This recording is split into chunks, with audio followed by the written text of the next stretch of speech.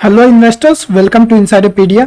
तो दोस्तों, आज मैं एक वीडियो लाया हूं हमारे एक नए सब्सक्राइबर जिन्होंने ब्राइटकॉम ग्रुप लिमिटेड का वीडियो देखा था। उसी में कमेंट करके लिखते हैं कि सर अंबिका कॉटन मिल पे एक छोटा सा वीडियो बना दीजिए ताकि इनको हेल्प हो सके। अब किस मकसद से ये किया है तो वो तो मुझे मैं नहीं पता, लेकिन मैं एक वीडियो इस पे बना रहा हूँ। काफ़ी ज़्यादा एनालिसिस नहीं किया, बट मैं कुछ काफ़ी इंपॉर्टेंट डेटा आपको देने वाला हूं कि ये शेयर प्राइस जो 668 रुपये का हुआ करता था, ऑलमोस्ट 4 टाइम्स का जंप हुआ अक्टूबर 2020 से लेकर के यहाँ पे शेयर 2500 रुपये का चला गया। क्या रीज़न था, अभी क्या सिचुएशन बन रही है, तो ये शेयर इतना ऊपर क्यों गया, ये सारे चीज़ों का अभी रीज़न बताने वाला हूँ। तो अभी काफ़ी चीज़ें ऐसी होती हैं जो रिटेल इन्वेस्टर अक्सर नेग्लेक्ट करते हैं, अवॉइड कर देते हैं।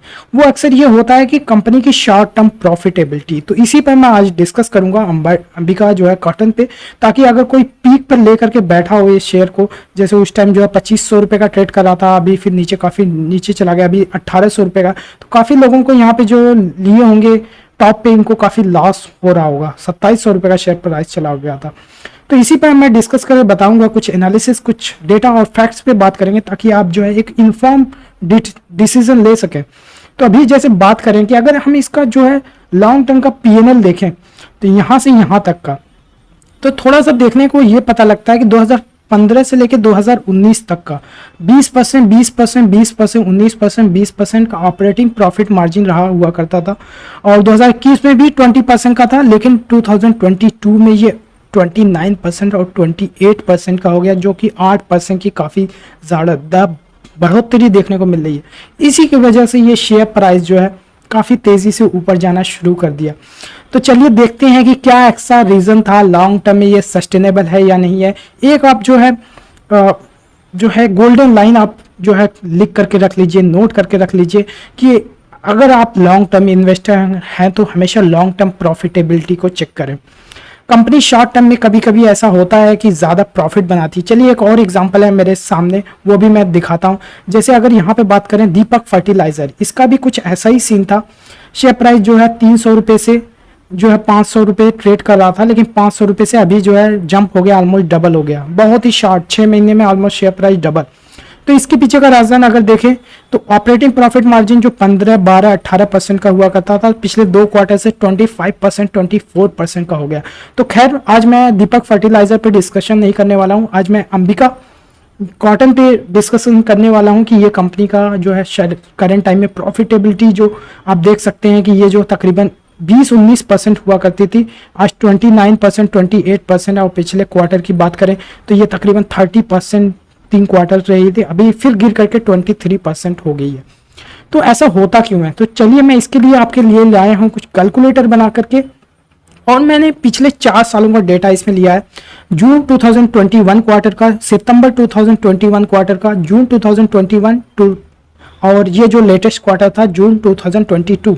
अब यहाँ पे मैंने जो है जून और सितंबर 2020 का डेटा इसलिए नहीं लिया कि उस टाइम में लॉकडाउन था, तो काफ़ी कंपनी को ऐसे ही लॉसेस फेस हो रहे थे, तो वो एक नॉर्मल सिचुएशन नहीं थी, इसलिए मैंने यहाँ पे अवॉइड कर दिया।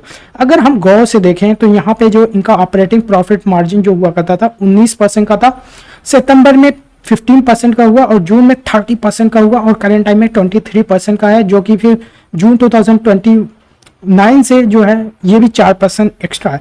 तो उसके पीछे का रीज़न अगर देखें तो मैंने ये वाला जो डेटा होता है इसमें काफ़ी ज़्यादा इन्फॉर्मेशन नहीं मिल पाती। अगर कोई कंपनी का रियल जो पीएनएल होता है वो कुछ इस तरह का दिखता है, इसमें काफ़ी डेटा है तो आपको जो है समझ में नहीं आएगा। लेकिन मैं कुछ इंपॉर्टेंट पॉइंट देने वाला हूँ जिसको आप नोट करके रखिए, और फ्यूचर में भी इस तरह की अपॉर्चुनिटी को, जब ये कोई शेयर आपका जिस तरह से यहाँ पे डबल टिबल हो जाता है तो उसका फायदा उठा सकेंगे।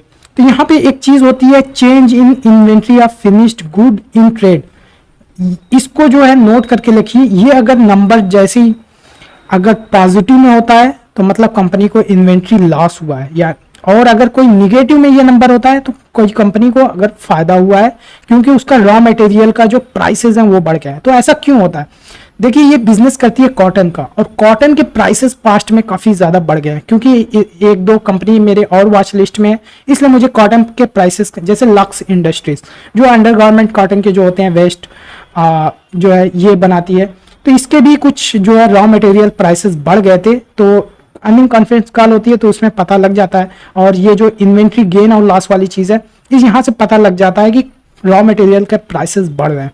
तो उसी की बेसिस पे जो है कंपनी की शॉर्ट टर्म में प्रॉफिटेबिलिटी बढ़ जाती है। वो इस तरीके से कि जून 2029 में देखा जाए तो ये कंपनी का जो ऑपरेटिंग प्रॉफिट मार्जिन तो नॉर्मल था 19% का, बट इनकी जो रॉ मटेरियल कास्ट में जो इन्वेंट्री गेन हुआ था वो 27% का हुआ था।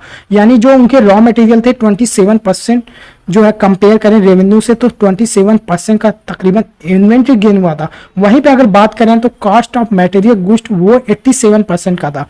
यानी जो एक्चुअल इनकी कॉस्ट लगी थी वो 87 माइनस 27 यानी 60% की एक्चुअल कॉस्ट ऑफ मटेरियल लगी थी। ये ऐसा मैं इसलिए कह रहा हूं कि अगर बात करें जून 2020 को तो यहाँ पे भी कॉस्ट ऑफ मटेरियल 70% का था, लेकिन यहाँ पे भी कंपनी को माइनस नंबर है। जो मैंने बताया इन्वेंट्री गेन, यहाँ पे भी 10% का इन्वेंट्री गेन हुआ था एज कम्पेयर टू रेवेन्यू। तो यहाँ पे भी इन कंपनी का 60% का कॉस्ट ऑफ मटेरियल लगा। तो यहाँ पे देख सकते हैं कि अगर बात करें सितंबर 2021 की तो यहाँ पे आप लेस देन 1% है। इससे पता ये लगता है कि जो कॉस्ट ऑफ मटेरियल था 65% का था, और यहाँ पे जो देखें तो कॉस्ट ऑफ मटेरियल फिर भी हायर साइड है थोड़ा सा। उसके पीछे का रीजन ये हो सकता है कि कंपनी जो है अपना जो एंड प्रोडक्ट का प्राइस था वो बढ़ा नहीं पाई।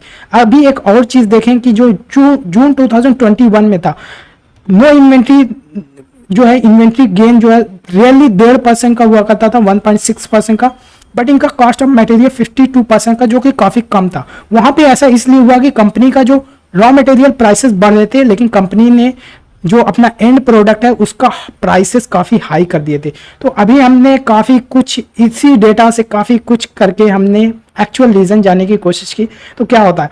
तो अब जो है अगर कोई कंफ्यूजन लग रहा है तो बिल्कुल ये समझिए कि ये अगर नंबर निगेटिव में होता है तो कंपनी का रॉ मटेरियल का प्राइसेस बढ़े और जो उनका रॉ मटेरियल प्राइसेस था या फिर जो फिनिश्ड गुड था उसमें उनको कंपनी को प्रॉफिट हो गया। ये इस तरह से समझ सकते हैं कि अगर मान लीजिए आपका गोल्ड, क्योंकि इंडियंस को काफी गोल्ड पसंद है और आपका गोल्ड का बिजनेस है, ज्वेलरी का बिजनेस है, और आपका जो है काफी ज्यादा इन्वेंट्री रहेगा, आपका जो भी 10 20 30 तोला आपका जो भी रखा हो मटेरियल में। अगर गोल्ड का प्राइस आज 50,000 का 10 ग्राम सोना है, अगर 60,000 का हो जाए तो आपने कोई बिजनेस नहीं किया, लेकिन वो वही 50,000 रुपए का जो सोना था आपका 60,000 रुपए का हो गया। तो ये 10,000 रुपए का एक्स्ट्रा कहां से आया? क्योंकि उसका जो आपका मटेरियल था, फिनिश्ड गुड था, उसी की जो है प्राइस बढ़ गए। तो यहाँ पे फायदा होगा कि नहीं होगा? यहाँ पे इसी तरह जो कंपनी के पास जो रॉ मटेरियल होता है, जो कंपनी के पास फिनिश्ड गुड होता है, तो उसका भी प्राइसेस, जब कोई कमोडिटी होती है तो उसके प्राइस अप्स एंड डाउन्स होते हैं। तो उसकी वजह से कभी कभी प्रॉफिट होता है, कभी कभी लॉसेज होते हैं।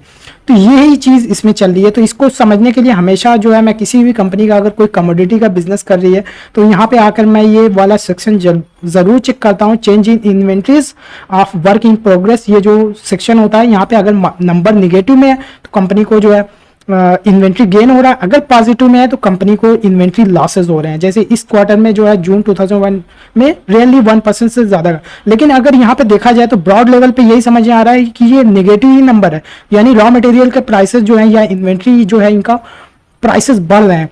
अब तो यहाँ पे अब एक चीज समझने की ये जरूरत है, अगर किसी भी कंपनी का अगर रॉ मटेरियल प्राइसेस बढ़ रहे हैं या फिर एंड प्रोडक्ट का प्राइसेस बढ़ रहे हैं मार्केट में, तो वहां पे आपको बेनिफिट हो सकता है। जैसे अगर लक्स इंडस्ट्रीज की बात करें तो ये शेयर प्राइस इसका भी कुछ इसी तरह का केस हुआ था। 1300 रुपए से ये शेयर प्राइस 4-4,500 रुपए तक चला गया था, और अभी फिर जो है ये डाउन हो गया, 1700 रुपए का हो गया।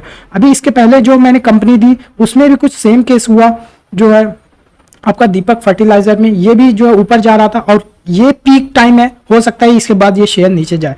तो आपको कैच करने की जरूरत है यहां से यहां तक। इसको कैसे कैच करेंगे? जब कंपनी का क्वार्टरली रिजल्ट आता है तभी आपको एनालाइज करना है कि क्या एक्चुअली सिनेरियो बन सकता है।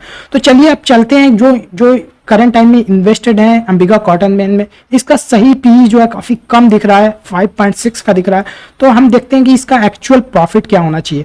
तो मुझे जो एक्चुअल प्रॉफिट जो लगता है कि ये 19% का जो ये वाला चीज है इसी को माने कि न कि 28% का।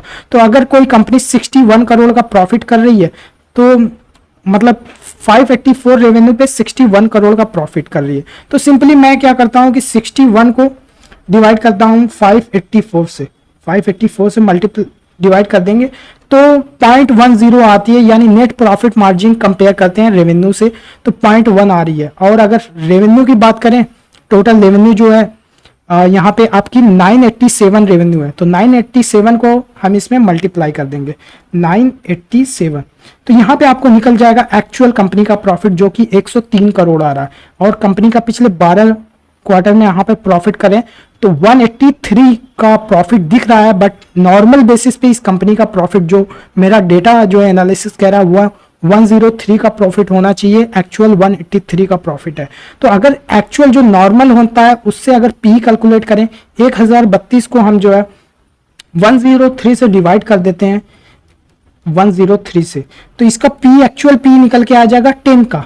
अब आप ये डिसाइड करिए कि ये कंपनी का 10 का पी है तो इसकी जो करंट टाइम में 10 का पी है तो कंपनी की ग्रोथ क्या होगी, उस हिसाब से इसकी एक्चुअल वैल्यूएशन निकाल सकते हैं। उम्मीद करता हूं कि जो एक छोटा सा वीडियो जो एक मेरे नए सब्सक्राइबर ने जो है कमेंट सेक्शन में लिख करके बताया कि उस पर छोटा सा वीडियो दीजिए, तो उम्मीद करता हूँ इससे काफ़ी हेल्प मिलेगी और आप कुछ एक इन्फॉर्म डिसीजन ले सकोगे कि इस कंपनी में एक्चुअली क्या चल रहा है। तो उम्मीद करता हूँ ये वीडियो अच्छा लगा होगा, अच्छा लगा तो इस जो है वीडियो को लाइक करें, चैनल को सब्सक्राइब करें। फिर मिलेंगे, तब तक के लिए हैव ए गुड डे।